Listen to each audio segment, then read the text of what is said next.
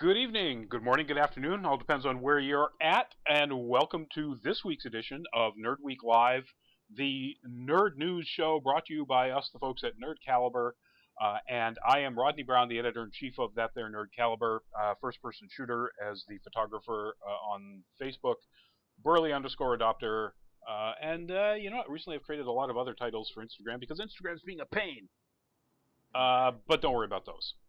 Joining me tonight is the behatted. Introduce yourself, sir. Hello there, Nerd Caliber Nation. I am Byron McNeil, aka Byron D0, contributing writer, social media guy, sometimes on-screen talent, and secondary camera guy for Nerd Caliber. I do a lot of stuff here. Utility player, I believe they call that in baseball. Yes. And aside from Nerd Caliber stuff, I have a couple of podcasts that I need to update, actually. One podcast is known as the Weeb Trash Can Podcast, which is all about anime. And I have another one called the Executive Dysfunction Podcast, which is all about me rambling about my struggles with attention deficit disorder. There you go. Check those out if they are of any interest to you, whether you're a weeb or somebody dealing with ADD or any of the above. Ryan, you are in fact first, and welcome to the show. And that means we are about to launch into it. Well, actually, first we got a couple of New York Comic Cons coming up this weekend, folks. Yep. This is don't want to give away any of my how to activate stuff, but New York Comic Con, yay!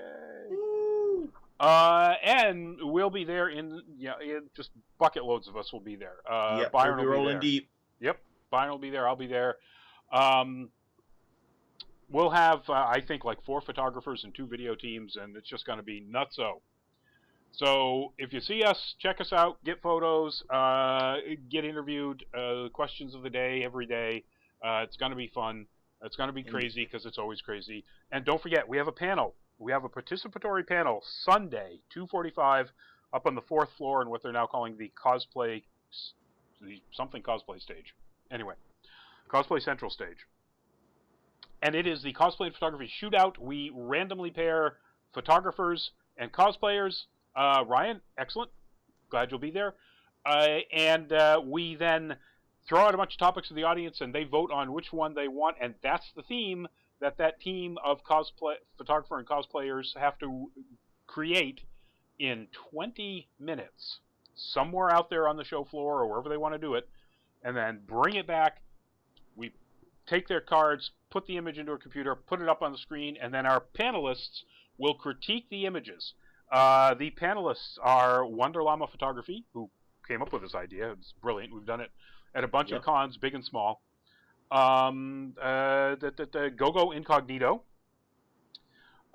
Spectra, the amazing armor crafter, and also longtime Nerd Caliber contributor.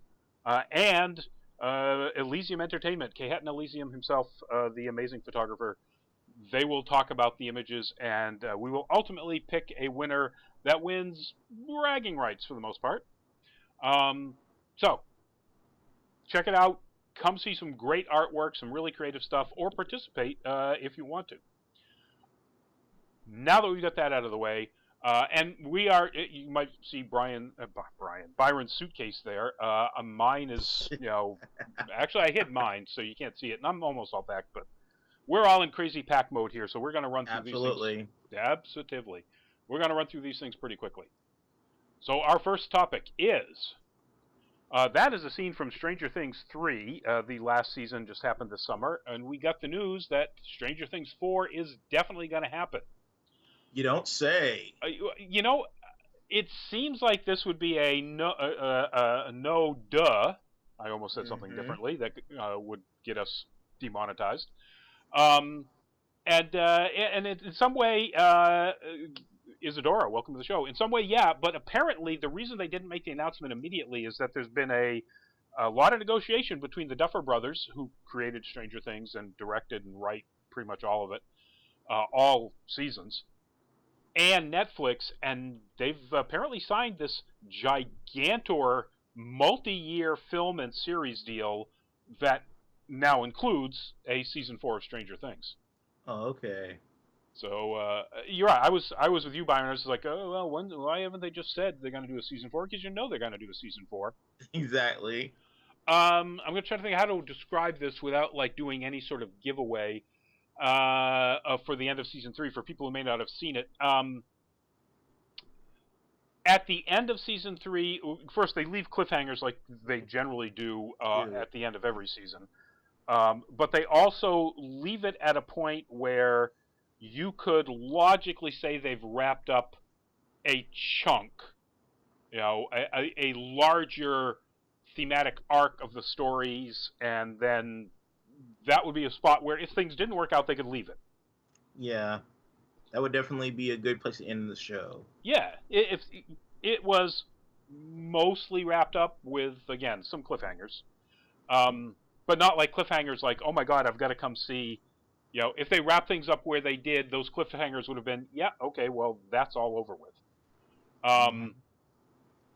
So it apparently the reason that they did that is that they knew that they had their contract negotiations coming up, and it turned out very well for them, with no actual numbers here, but they are comparing it to the J.J. Abrams or the Benioff and Weiss gigantic deals that have been signed recently. So, good for them, good for us. We have no idea when this is going to happen. This was not announced. There is a video. If you go to YouTube, you can find the Stranger Things teaser. One really interesting thing is that they kind of make it pretty clear that it's not going to be either entirely or in part in Hawkins, Indiana anymore. That would make some sense, actually.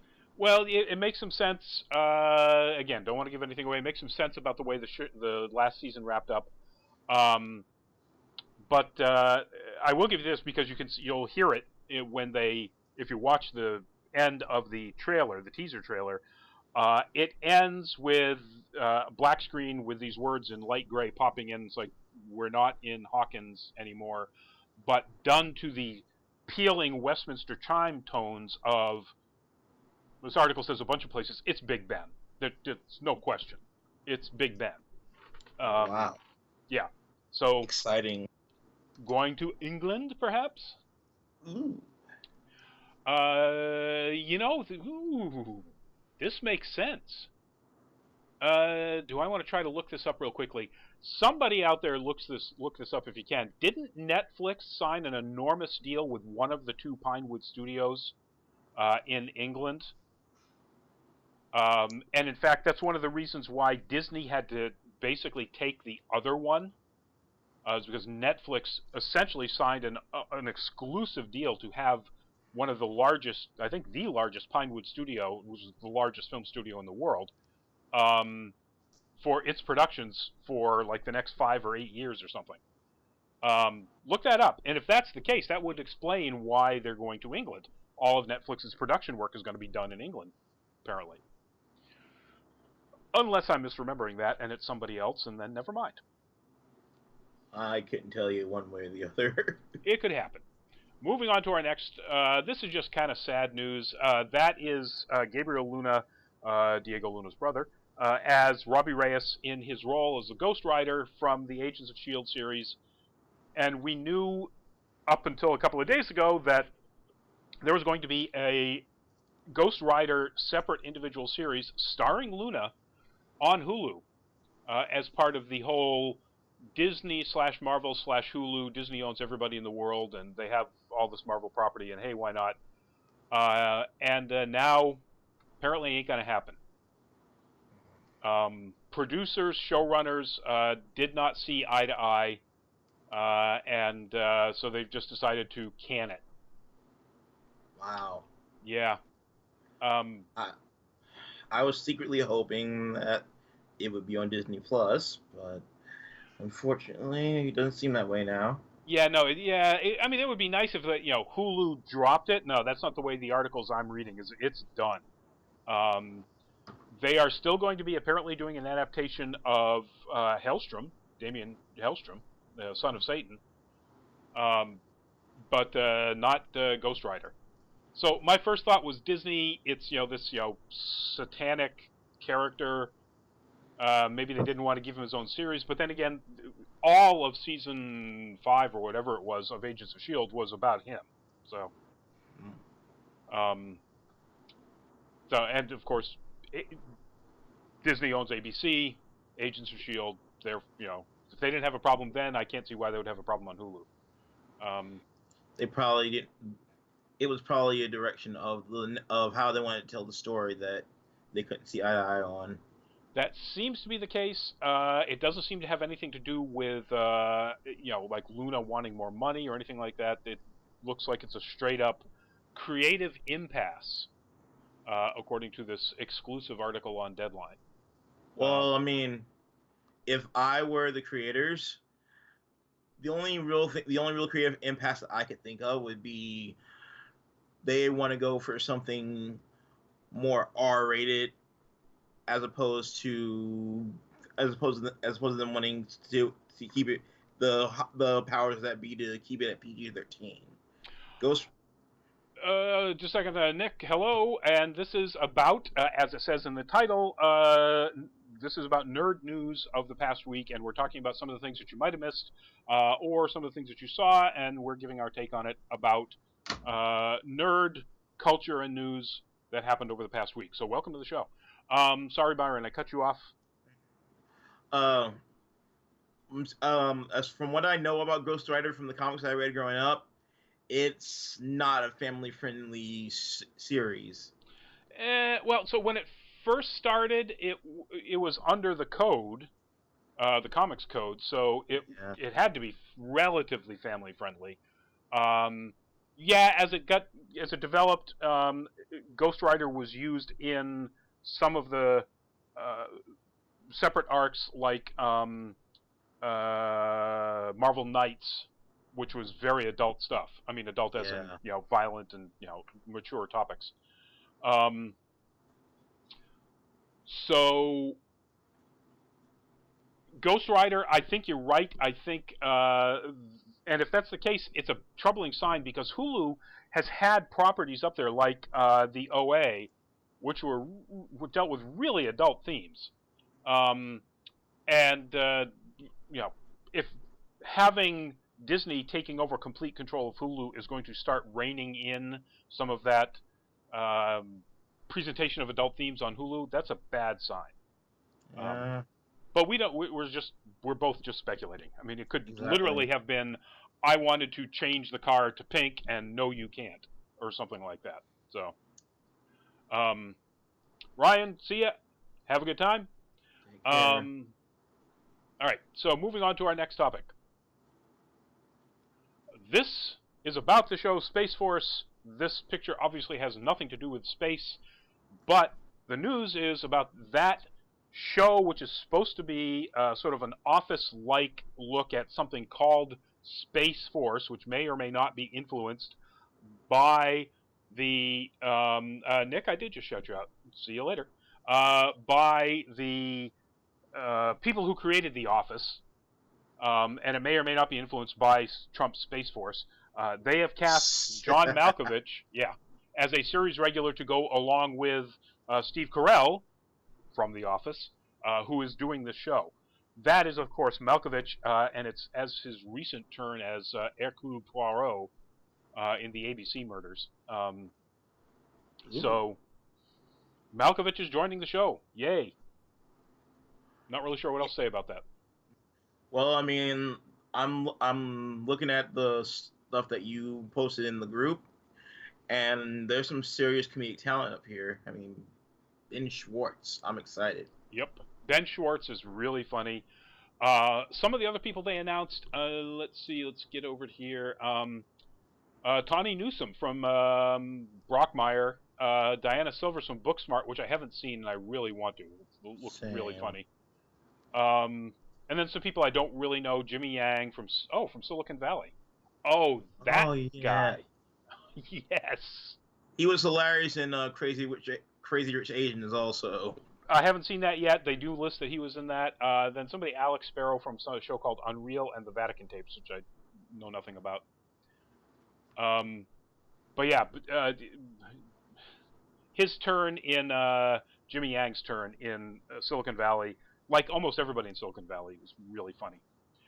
And that's that. That's there's not much else to say about this show. They've done some casting now. I don't think it says in here when this is going to actually hit the air. No,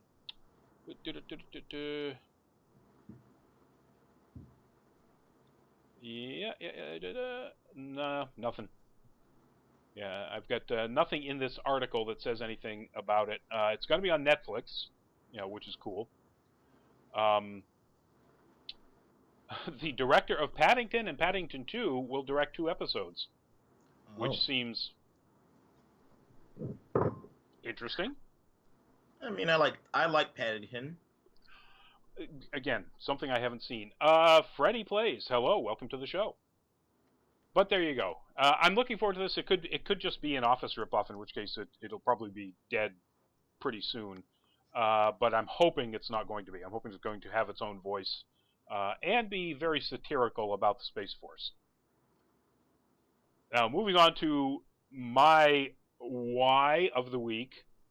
That is from Jurassic World: Fallen Kingdom. If you've seen that brilliant piece of cinematic auteur vision. And apparently we're getting a Jurassic World 3, folks, because everybody needed one. Because nobody asked for it. Somebody asked for it because they're paying Laura Dern, Sam Neill, and Jeff Goldblum to come back as their original characters from the very first Jurassic Park. Oh my goodness. Yeah. Yeah, I mean, and going out with a bang, I hope. I hope it's going out and not setting up another trilogy or something. So yeah, Chris Pratt's back, Bryce Dallas Howard. If you haven't seen Fallen Kingdom, spoiler alert, dinosaurs are off the island and screwing things up. And the story was about the dumbest thing I've seen in a long time. I didn't see it. Oh, God. I didn't want to. It's not worth talking about. It's got a shoehorned story that is a completely different movie wedged into it, and there's almost no overlap between these two stories, except that one of the characters in the non-dinosaur story is a child of one of the characters that is from the dinosaur story. It's like, anyway, it's dumb. Dumber than a lot of the bad sequels of the Jurassic Park franchise have been. So dumber than Lost World? Yeah. Wow. That's like a lot. And that was pretty dumb. It was. But yeah, so it's coming out, folks. If you're a fan and we're just ticking y'all off because I'm saying how crappy Forbidden Kingdom was. Well, Fallen Kingdom. It was Fallen Kingdom. Oh, Fallen Kingdom. Yeah, not Forbidden Kingdom. Thank you. Forbidden Kingdom. That was how forgettable those movies are, honestly. Exactly. And speaking of forgetting it, we're going to forget this topic and move on because. Yes. Because now we get to talk about something that I think is really super cool. I don't know if any of you are old enough to have actually played that when it came out. I am and did in the early 1990s. That is Doom, the very original version of Doom.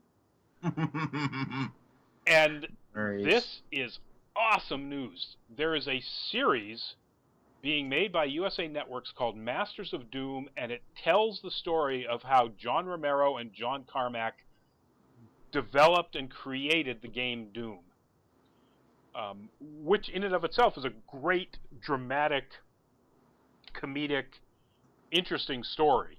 And I think they can do a very good job of turning this into a dramedy type series. I could see that too. I don't really know all the details about the origin of the game, so I'll definitely be interested to see the inner workings of this game story. I mean, I don't really see a lot of media like that going on where they talk about the history of games and such. So this could open up a whole new market. Plus the fact that just the one of the dramatic elements of this thing is whether or not anybody would ever buy a game. People don't realize that, you're looking at this and you're thinking Gears of War and whatever. This is the first time anybody ever created a first-person shooter. That was the first-person shooter ever put out as a game. King of the Card Games, welcome to the show. Just the dramatic tension of whether or not anybody would even buy this thing that they're making is going to be huge. And they're not going to sugarcoat it, from what I understand, because they've cast people who are characters who become ex-wives because of the development of this game and their obsession.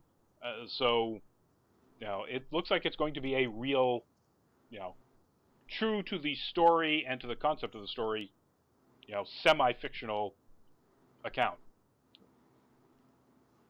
Well, here's hoping it's entertaining. I can't imagine it's not entertaining. Eduardo Franco, also from Booksmart, and Patrick Gibson from the OA, two things we've already talked about, are going to be the two main characters. And Siobhan Williams from Deadly Class. Nice. It's nice to see somebody from that show going on to do something.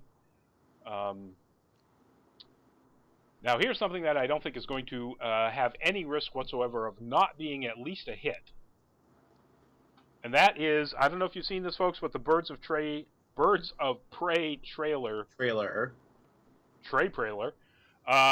Finally dropped today, and it's out there. Check it out. It looks really good. I'm not crazy about the trailer itself. The sound design is pretty awful.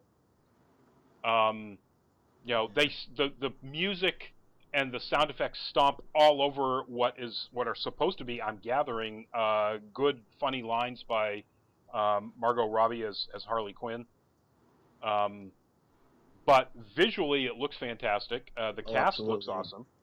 Mm-hmm. As I was telling Byron earlier, I think Ewan McGregor looks perfect as Black Mask. Yeah, he rocks that white suit superbly. He does. He's just the cocky, kind of charming, wise guy. Yep. That Black Mask is when he's done best in the comics. Absolutely. I have a concern, and my concern is that if you watch it, they pull some stuff that are straight out of Harley Quinn comics, using different characters. Like, there's a scene that is straight out of her interaction with Poison Ivy in one Harley Quinn comic that they use a different character as the person she's interacting with. And it makes it very clear. That was at the end of the trailer, right? Yeah, the car. Yes. Yeah. And so it's pretty clear that, Harley, while she is supposedly emancipating herself from Joker, and talking about these other women that need to be emancipated from their roles, they're not the Birds of Prey from the comics. They are aligning themselves with somebody who is clearly a villain, even though that villain is going after villains, or a villain, in this case. The Birds of Prey in the comics are a team of heroes. You can't get a whole lot more heroic. I mean, some of them are challenging heroes, like Huntress's straddles line. Yeah, she toes the line, definitely. But Black Canary is, absolutely a hero. No question about that. Oh, yes. And Oracle is or was Batgirl, so, obviously, definitely a hero. So I'm a little concerned about the fact that this is, an opportunity to portray a wonderful female superhero team that winds up becoming a bunch of background semi-villain players for a, slightly less villainous villain, a definite anti-hero anyway, in the form of Harley Quinn. We also got a shot of Rosie Perez, who I believe becomes the female Question. Yeah. Well, Leslie so Montoya, right? she plays Montoya, and in the comics, Yep. Montoya becomes the Question, the character, the Question. Yes. Whether or not they're going to take Montoya down that road, I mean, she is, I'm guessing, an ex-cop because you don't see her in uniform, and she's wearing dark blue and black, you know, the color scheme of the Question, but in just like a top and jeans or whatever. So, it'd be interesting to see them take her that direction, and I think they probably will. But that isn't, as far as I know, that's not a guaranteed plot. But then again, who knows what the guaranteed plot is here? That's fair. And I'm also interested their version of Cassie Kane. I'll pop that up here, and that is the young Asian woman there. Is not mute. And in the comics, Cassie Kane is mute, or is mute at least when you first meet the character and through most of her interactions. So that would be a different take on the character. And I'm not really sure whether or not she's going to have Cassie Kane's ridiculously deadly training and upbringing. That would be interesting to see in action, though. It would be awesome to see in action. I would love to see that. Cassie Kane is one of my favorite Batgirl versions. But anyway, so Birds of Prey. Birds of Prey is coming out not that far away. Let's see if this has it or if it's just a teaser here. Promises to kick off 2020 with a bang, so I'm guessing it's going to be an early 2020 release. March, maybe? Perhaps. I'm sure we've mentioned this in the show, but, alas, I cannot keep it in my head. Moving on to our next topic. And our next to last topic. That is the wraparound cover for Volume 3 of the collected comics from DC's Vertigo line called DMZ. And you can see in the upper left-hand corner the little DMZ logo. Yep. The news is that it was just announced that DMZ is going to be made into a series on HBO Max, the new Warner Media streaming service, hence a DC Comics property. It is going to be directed by Ava DuVernay. So, yeah. As I point out, a big Emmy win for When They See Us, the miniseries about the Central Park, 5, but expanded out past that. Is also going to be directing New Gods, which we don't know a whole lot about, but again, a DC property. And now DMZ. DMZ, if you don't know, it's a comic that started back in like 2005 2005. That tells the story of people in New York, basically Manhattan, which is sort of a demilitarized zone in the middle of a civil war in a near future United States. Apparently there's been a little bit of controversy about the timing of the announcement. I bet. So the controversy being that, of course, the retweet by Trump of the very, very right-wing conservative pastor who said that if Trump gets impeached, that it would possibly lead to a civil war-like environment. And there are a lot of people who said that, who think that the timing was deliberate or purposeful. They set these announcements up, as soon as they can after a deal has been made, or when they think it makes sense, long before. If anything, they either decided to go forward with the announcement despite the tweet, or it was just coincidence. I doubt very much that Warner Media, HBO decided that, hey, this is the kind of thing we're going to jump on. We'll get people to watch our show because, it's about the Civil War. And unless you've read any of the DMZ or know anything about, you're really into comics, particularly Vertigo comics, you have no idea what this is about. You don't know that it's about a civil war in the future. I just don't see them being that callous about That's the word something. I was looking for. Yeah. So, but anyway, I may be wrong. I mean, yeah, we could be wrong about it, but I mean, it could have been serendipitous. Also a good word. That's what I think. I think it was basically just a matter of coincidental timing. And you can't buy publicity like that. Jesus.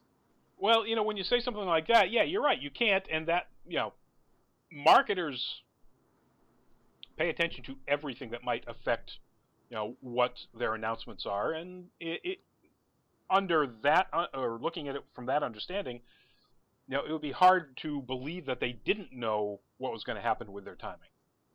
It's the Illuminati. Well, yeah, but that doesn't mean that they planned it because of knowing about that. Again, my guess is it was a choice of either we go ahead and yes, we're going to get some sort of controversy and bounce because of this bizarre timing, or because of Trump's retweet, we put it off and we make the announcement later on down the road. And I think they decided to just go ahead and do it like they had originally planned. I, for one, will be watching it. Instituto and a lot of other stuff. Hello, welcome to the show. I'll be watching it too. I'm really looking forward to it. But yeah, and I don't think the controversy, if that is the right word about the timing, should have any effect whatsoever. But we're now at our last topic, and it's the one that everybody knows about because it made like normal news because it's so big. Yep. And that is that guy is sticking around, all puns intended, the MCU for at least another movie. Sony and Disney Marvel, they made the deal that we knew they were going to make because both sides are just making way too much bank off of Spider-Man, and neither side was going to give up that bank. Absolutely not. They were going to come to some sort of agreement, and they did, apparently. I mean, the cynic in me basically thinks that this is all just a publicity stunt to garner more traction for the IP. Yeah, well, maybe by Sony, because Sony has other movies within this account, whatever. Yeah, this is real time. Well, 25-second delay or whatever it is that's built right into the YouTube thing. But yes, this is real time. So Sony might have gotten a bounce out of that kind of sort of subversive marketing with the movies that they've got planned that are also in their Spider-Verse, like Morbius and the Venom sequel, and something we're about to talk about. It is 8:33 p.m. here too, roughly. This account, whatever. Anyway, Disney and Disney Marvel, they get no benefit from that. I don't see, and Sony gets no benefit from the Spider-Man movies or making more money. Spider-Man Far From Home became or Homecoming. I have to look at the stat. Don't want to say the wrong one. One of them became the largest grossing film in Sony history.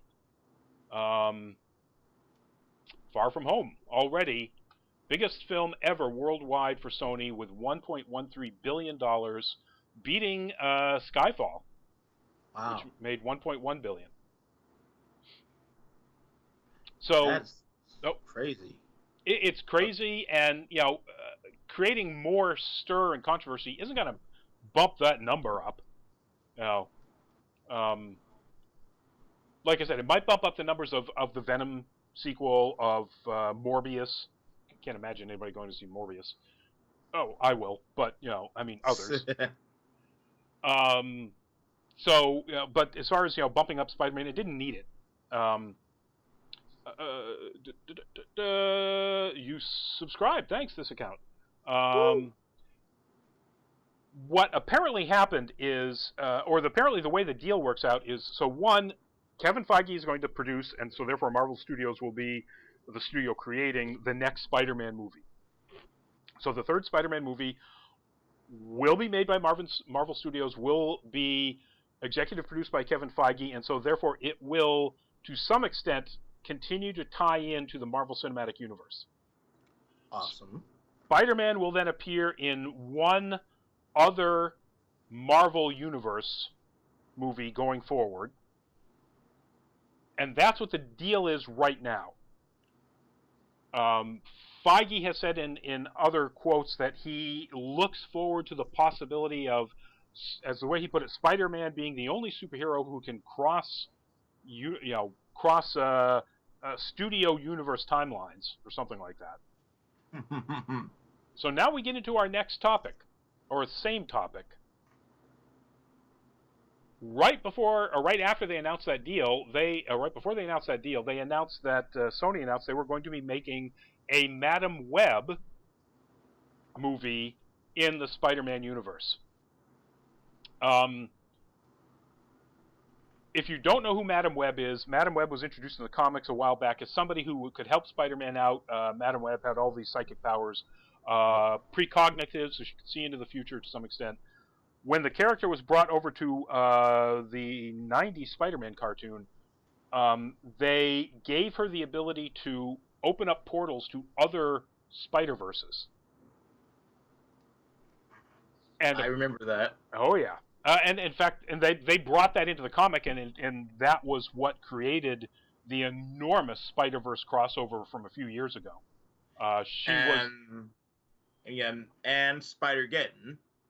And Spider-Geddon, which, yeah, you're right, I forgot about that, which is the more recent large multi-Spider-Verse crossover thing in the comics. So there's speculation out there that because Madam Web can jump or can portal people from universe to universe, that even if Spider-Man is somehow excised from the MCU, he will still be able to, as long as Sony and Marvel can keep working out deals, occasionally make appearances in MCU movies, and possibly even go the other way around. And there have been people who have said that insiders are telling them that Marvel and Sony will be discussing any character changes that would affect anything that has appeared in either of the two universes to make sure that they stay on track. That would be really cool. Indeed. I mean, with all the latest acquisitions on like both ends, the possibilities are endless. They really are. I mean, you could even have Tom Holland's voice in another, an animated sequel Into the Spider-Verse. Yes. That would be cool. Or you could take some of the Marvel characters and move them into that are Spider-Man adjacent, and move them into the Spider-Verse or anywhere else. I mean, if you want to keep him as a friendly neighborhood Spider-Man, you could have Daredevil show up. Yep. So the deal, apparently, the deal is that Disney and Marvel is going to co-finance 25% of the third Spider-Man movie, and they are going to get a 25% equity stake, and that means that they get 25% of the adjusted profits. Their previous deal was they had an 8% gross, or 5% first dollar gross take. And the difference there is that the movie studios are notorious for taking their gross revenue and just wildly inflating marketing costs and everything else. So ultimately, if they need to pay somebody a profit, oh gosh, there are no profits left. Oh, I can see that. Yeah, so I don't think this is going to happen in this case because Disney is not the kind of Knock on person you wood. do that to. But the fact that Disney has that big a chunk, 25% of the profits, the post-cost profits of this movie, that's big, and it tells you that Sony is willing to give up that kind of, they made, after everything, this article says they made $200 million on Far From Home so far. After all costs, all marketing costs, distribution, everything, they've made. So that would mean that they're going to get like $50 million out of the third movie, assuming that the third movie makes another $1.1 billion. So, I mean, I'd be shocked if it didn't. I would be very shocked if it didn't. It looks like it's going to be the same director who did the first two. They're very close to signing him up. With Feige back, it's going to have the production quality and value of, my blue light went out. I'm now in just a red room. Red room.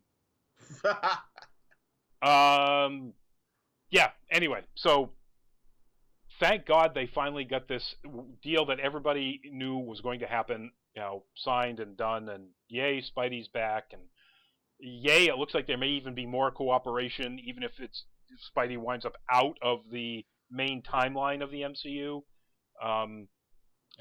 It's all looking good, folks. But I have to say, one thing they're saying is that apparently the decision on Disney's part to compromise and come down from their 50-50 deal that they wanted happened after D23, and they heard very, very, very clearly that their fans were really pissed if they lost Spider-Man. So it worked, folks. Exactly. And on that note, I think we're going to wrap up so we can do a good 45 minutes here of show. I don't have a could we please or could we not, but I'm pretty sure Byron does. Could we not have? Could we just not defend scummy voice actors who are clearly guilty? I'm talking more in lines of Vic Mignogna, because that's been going on, and the amount of toxic defenders of him are ridiculous.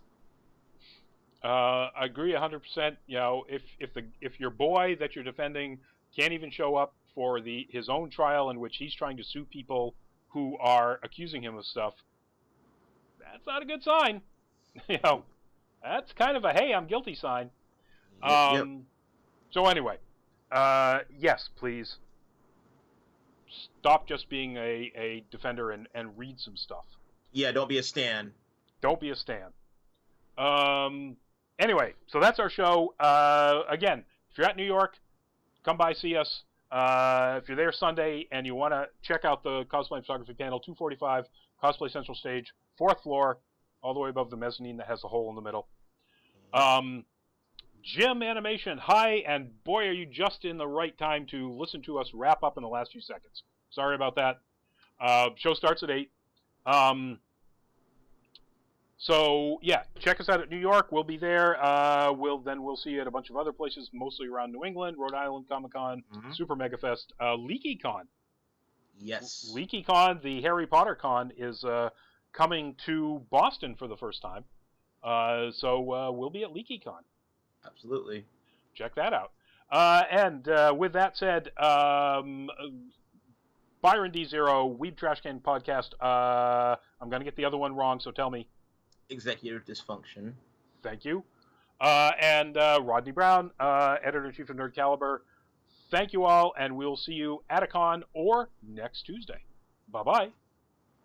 Bye.